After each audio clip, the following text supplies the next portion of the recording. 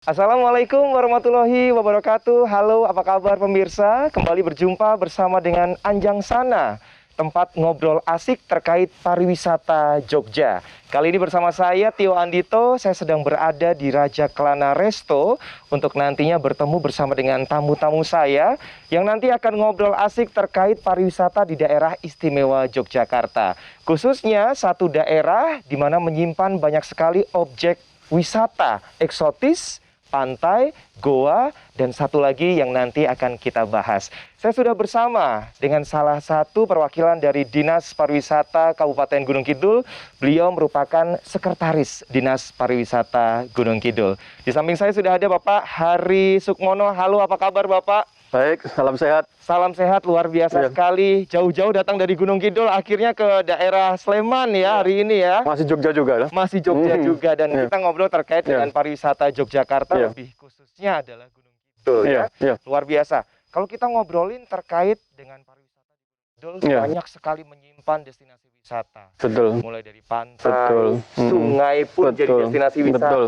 Iya. Goa juga jadi Betul. destinasi wisata. Mm-mm. Namun di kala pandemi ini pasti semua terkena dampaknya. Pastilah pariwisata Betul. sektor yang terkena luar biasa gitu. Betul sekali. Kita pengen tanya kabarnya pariwisata di Gunung Kidul di kala pandemi seperti apa, Pak? Iya, iya. Nah, ini memang pandemi ini memang merubah semuanya. Iya. Kunjungan-kunjungan ke Gunung Kidul juga sangat terdampak, turun drastis untuk kunjungan-kunjungan wisatawan yang ke Kabupaten Gunung Kidul. Dan ini tentu saja juga berdampak pada perputaran ekonomi masyarakat yang ada di Kabupaten Gunung Kidul, karena yang pariwisata ini kan menjadi salah satu sektor unggulan di Kabupaten Gunung Kidul untuk bisa meningkatkan taraf hidup kesejahteraan masyarakat di Kabupaten Gunung Kidul. Tapi kita juga harus siap untuk segera aktivasi gitulah untuk kegiatan-kegiatan pariwisata di Kabupaten Gunung Kidul. Maka standar-standar protokol kesehatan sudah kita lakukan, sudah kita penuhi untuk bisa melakukan kegiatan kembali, sehingga masyarakat juga bisa bergairah untuk menghidupi dirinya sendiri dan untuk kehidupan masyarakat yang ada di Kabupaten Gunung Kidul. Maka kita juga sudah melakukan uji coba, simulasi, penyiapan SDM-nya pariwisata, SDM masyarakat, dan juga kesiapan infrastruktur untuk menyiapkan era normal ini, protokol kesehatan ini yang harus kita jaga, sehingga kegiatan menerapkan protokol kesehatan ini adalah kegiatan membangun trust, meningkatkan trust, membangun kepercayaan kepada konsumen. Konsumen kita adalah wisatawan, bahwa berkunjung ke Kabupaten Gunung Kidul, berkunjung ke destinasi Kabupaten Gunung Kidul, ada dalam tanda kutip jaminan bahwa protokol kesehatan sudah diterapkan, sehingga di sini adalah perlu dukungan dari semua elemen masyarakat, komponen masyarakat di dalam penerapannya. Seperti itu, Mas. Oke, kalau dilihat dari angka nih, Pak, ya, mulai awal pandemi hingga akhirnya sekarang, seberapa banyak terdampaknya pariwisata di wilayah Gunung Kidul? Tahun 2019, kunjungan kita itu ada di 3.600.000 wisatawan per tahun. Dengan pendapatan di kisaran sekitar 26 miliar rupiah. Wow, luar biasa banyak ya. Itu dari sisi retribusi saja, dari retribusi tiket masuk.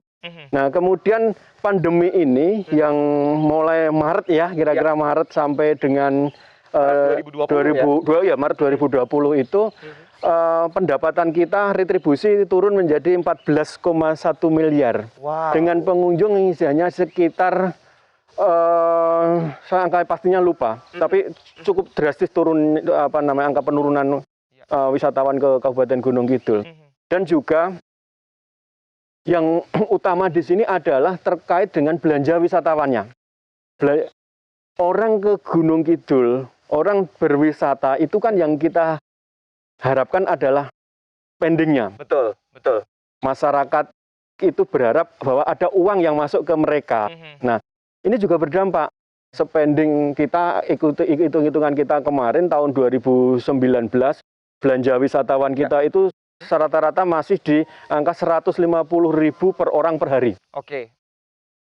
Kemudian pandemi ini berdampak pada belanja wisatawan juga. Kita hitung survei terus, di 2020 ini belanjanya tinggal di angka Rp80.000 per orang per hari. kalau kami asumsikan 2019 kemarin kan 3,6 juta wisatawan dikali 150.000. Itu berapa miliar yang beredar ke Gunung Kidul dari pariwisata saja. Pak, sambil kita curhat, kita jalan-jalan Ya, mari, dulu Mas. karena suasananya juga cukup asri untuk bisa dinikmati. Seperti jalan-jalan di Gunung Kidul ya, karena Gunung Kidul selalu mengunggulkan pariwisata alamnya. Betul. Ya. Kalau berbicara tentang Gunung Kidul, apa saja sebenarnya yang bisa kita nikmati di sana, Pak? Ya memang potensi Gunung Kidul ini kan memiliki potensi alam yang luar biasa. Ya. Memang Gunung Kidul ini dari laut punya, Laut punya. gunung punya, Betul. sungai bawah tanah Betul. miliki. Ya. Kemudian potensi sumber daya manusianya sebagai sosial kapital kita juga memiliki luar biasa. Komunitas pelaku pariwisata di Kabupaten Gunung Kidul juga luar biasa. Pokdarwis, desa wisata ini menjadi daya tarik untuk bisa bisa menghidupkan pariwisata, geliat pariwisata di Kabupaten Gunung Kidul. Artinya bahwa potensi-potensi pariwisata di Kabupaten Gunung Kidul ini memang banyak berbasis pada potensi pariwisata alam dan dukungan budaya. Betul. Sehingga memang bagaimana membangun pariwisata di Gunung Kidul ini pariwisata yang yang pro lingkungan, yang arif untuk lingkungan dan arif untuk masyarakat dan arif untuk kegiatan atraksi budayanya seperti ini yang ya itulah potensi-potensi kita. Panjang pantai kita ada 72 km Luar biasa sekali. dan eksotik, cantik. Betul. Pantai pasir putih Setiap pantai pasti memiliki ciri khasnya memiliki karakteristik ya. sendiri. Betul. Ada batu-batuannya dan sebagainya. Betul. Gua, data kami tahun 2015, gua yang ada di Kabupaten Gunung Kidul Jumlahnya itu berapa? ada 770 gua. 770 gua. Iya, Luar 770 gua. Dan ini memang belum semuanya untuk kegiatan pariwisata. Jadi objek wisata Ya, karena memang di situ ada fungsi-fungsi utama sebagai fungsi gua. Di situ Betul. ada fungsi keanekaragaman hayati yang memang tetap harus kita jaga. Tapi potensi tertentu mungkin bisa kita angkat untuk menjadi kegiatan pariwisata. Sumber daya air yang ada di bawah sungai atau sungai bawah tanah kita yang ada di gua-gua ini juga banyak bisa dioptimalkan. bisa kita optimalkan untuk pariwisata juga kayak Gua Pindul, Kali Suci, Gua Ngingrong dan sebagainya. Ini kan potensi-potensi pariwisata yang ada di bawah bumi gitu. Artinya kita akan ada di Dirgantara, di tanah, di bawah tanah Luar ada. biasa ya. Di Dirgantara ada kegiatan yang ada di Watu Gupet Paralayang. Ya. Kemudian di Sriten juga memiliki potensi untuk kegiatan para layang, ya kan?